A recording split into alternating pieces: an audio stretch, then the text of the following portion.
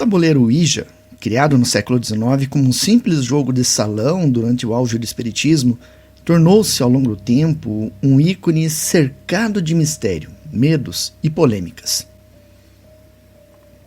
Visto por uns como mera curiosidade movida pelo efeito ideomotor, por outros como um perigoso portal espiritual, segue, mais de um século depois, despertando o mesmo fascínio e inquietação sobre a possibilidade de se comunicar com o além. Esse é o tema do episódio de hoje, aqui no podcast Fenômeno. Olá, seja bem-vindo ao podcast Fenômeno. Aqui falamos sobre ufologia, ciência e mistério. Um podcast para você que se interessa pelo universo e seus mistérios. Eu sou Jackson Camargo. Embarque comigo nessa jornada, na busca pelo desconhecido. Poucos objetos carregam tanta aura de mistério quanto o tabuleiro Ouija. Ele é simples, letras, números, as palavras sim, não e adeus. Mas basta colocar os dedos sobre o pequeno indicador de madeira, o planchete, para que o clima mude completamente. As luzes se apagam, o silêncio pesa e todo mundo começa a suar frio. E a pergunta é inevitável: será mesmo que dá para falar com os mortos? Apesar da fama de brinquedo demoníaco e dos avisos de religiosos e céticos, o Ouija tem uma origem bem mais mundana. Tudo começou no século XIX, durante o auge do espiritismo, nos Estados Unidos e na Europa. Naquela época era moda participar de sessões mediúnicas, onde mesas batiam, copos se moviam e supostos espíritos davam respostas a perguntas sobre o além. As pessoas adoravam, mas havia um problema. O processo era algo demorado. As mesas batiam uma vez para A, duas para B e assim por diante. Então, alguns inventores resolveram acelerar o contato com o outro lado, criando algo mais prático. Em 1890, 3 empreendedores dos Estados Unidos, Charles Kennard, Elijah Bond e William Fuld, registraram oficialmente o tabuleiro Ouija como um jogo de salão. Isso mesmo, ele foi lançado comercialmente como um passatempo, vendido em lojas de brinquedos muito antes de Hollywood transformá-lo em um ícone de terror. A palavra Ouija também está cercada de mistério. Segundo uma das versões, ela teria sido revelada durante uma sessão mediúnica, quando o tabuleiro disse o próprio nome, garantindo que significava boa sorte, em egípcio antigo. O que, é claro, é falso.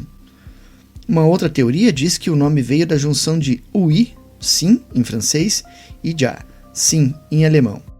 Ou seja, sim, sim, algo que combina com a ideia de comunicação afirmativa. O funcionamento é simples. O grupo se reúne ao redor do tabuleiro, coloca os dedos levemente sobre o planchete e alguém faz a primeira pergunta. Então o indicador começa a se mover, supostamente guiado por espíritos, e forma palavras, letra por letra. Mas há uma explicação científica para isso: o chamado efeito ideomotor.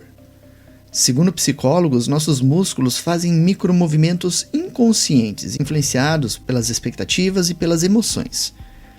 Em outras palavras, o planchete se move sozinho, mas somos nós que movemos ele sem perceber.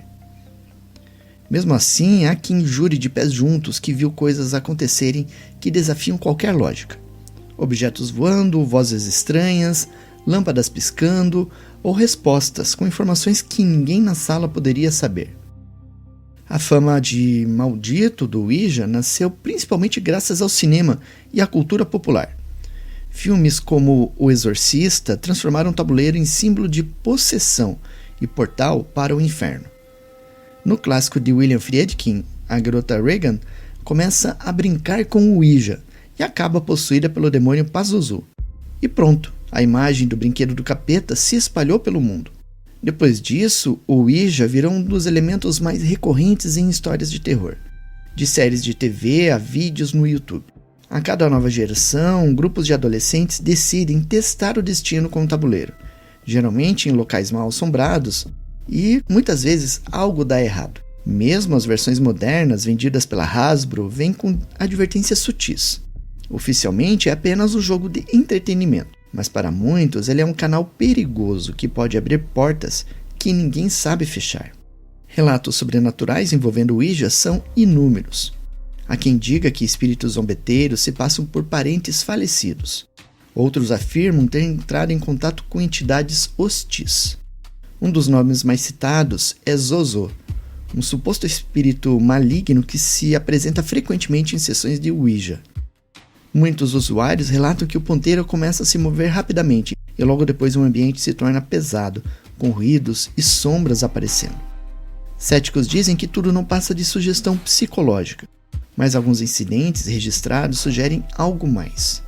Há casos de histeria coletiva, desmaios e até acidentes fatais após brincadeiras com o tabuleiro, geralmente envolvendo os jovens que são impressionáveis. Para médiuns e estudiosos do espiritismo, o Ouija pode realmente servir como instrumento de comunicação, mas é perigoso se usado sem qualquer preparo. Segundo essa visão, ele seria uma espécie de telefone cósmico, capaz de atrair qualquer tipo de espírito, inclusive os mais inferiores. Allan Kardec, o codificador do espiritismo, já alertava sobre os riscos de evocações levianas, que poderiam atrair entidades zombeteiras. Assim, muitos espiritualistas recomendam evitar o uso do tabuleiro, fora de contextos sérios e mediúnicos. A psicologia também entra em cena para explicar o fascínio e o medo que o Ouija provoca. A combinação de ambiente escuro, expectativa coletiva e sugestão que cria o cenário perfeito para experiências intensas.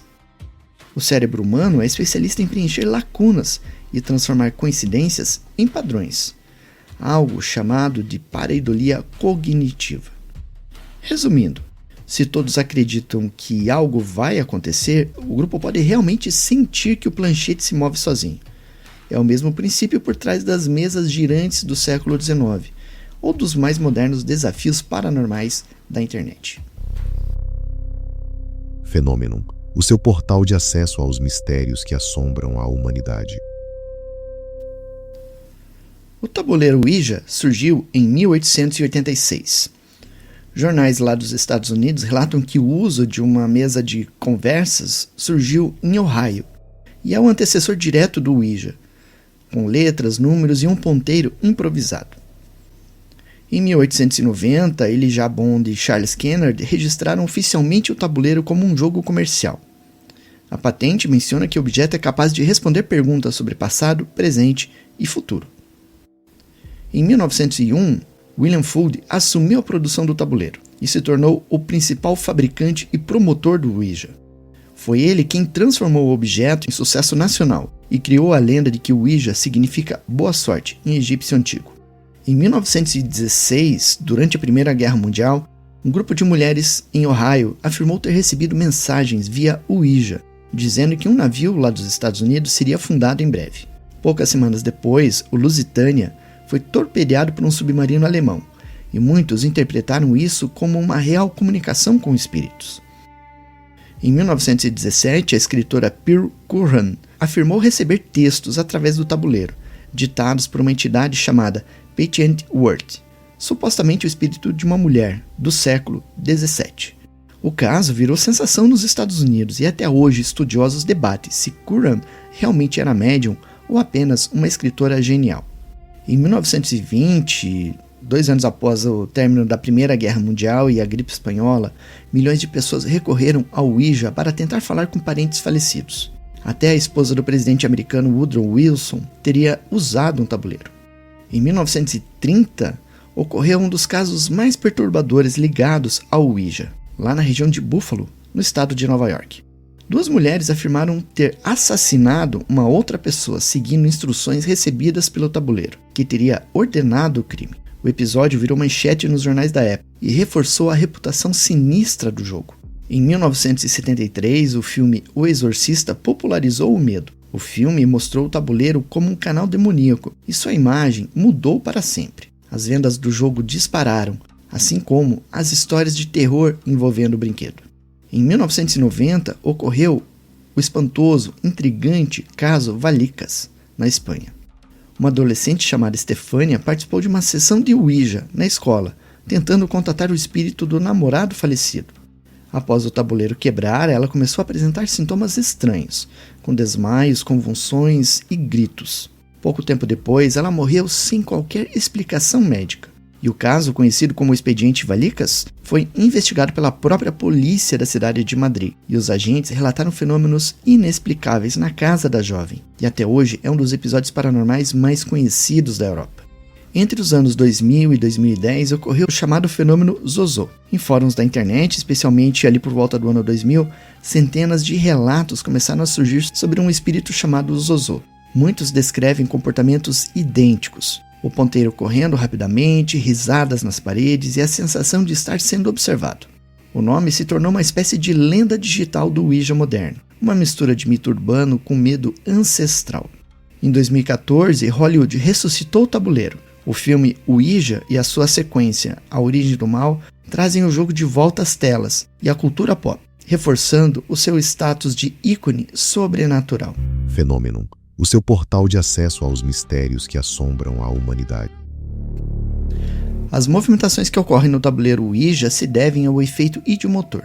As pessoas participantes da sessão involuntariamente exercem uma força imperceptível sobre o dedo indicador utilizado. E a conjunção da força exercida por várias pessoas faz o objeto se mover. O físico britânico Michael Faraday realizou experimentos que comprovam que os movimentos das mesas girantes, atribuídos a fontes ocultas, eram realizados de forma inconsciente pelos próprios participantes dos experimentos.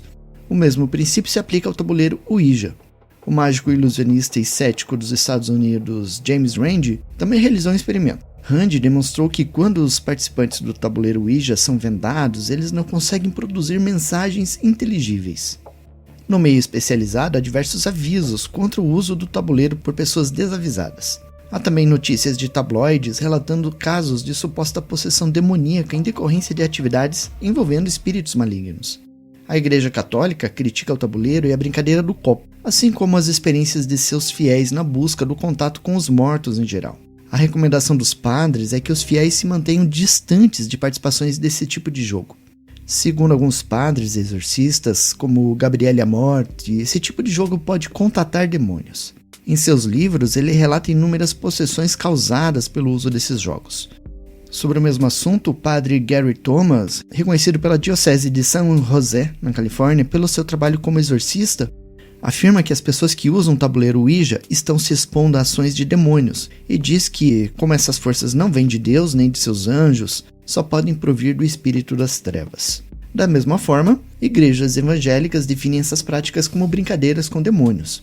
Já Allan Kardec, codificador da doutrina espírita, orienta no Livro dos Médiuns, no caso de comunicações frívolas, fúteis ou levianas, que essas práticas devem ser evitadas, porque normalmente são utilizadas para curiosidades em geral, e somente são feitas perguntas sem sentido, longe da seriedade exigida no intercâmbio com a espiritualidade. Assim, o espiritismo, nesse caso particular de comunicações frívolas e levianas, considera que é mais provável a experiência de espíritos zombeteiros sem nenhum interesse com a verdade e com a dignidade, do que espíritos bons e esclarecidos, comprometidos com a divulgação de propostas morais e éticas. Mais do que um simples jogo, o Ouija é um espelho de nossas crenças e medos.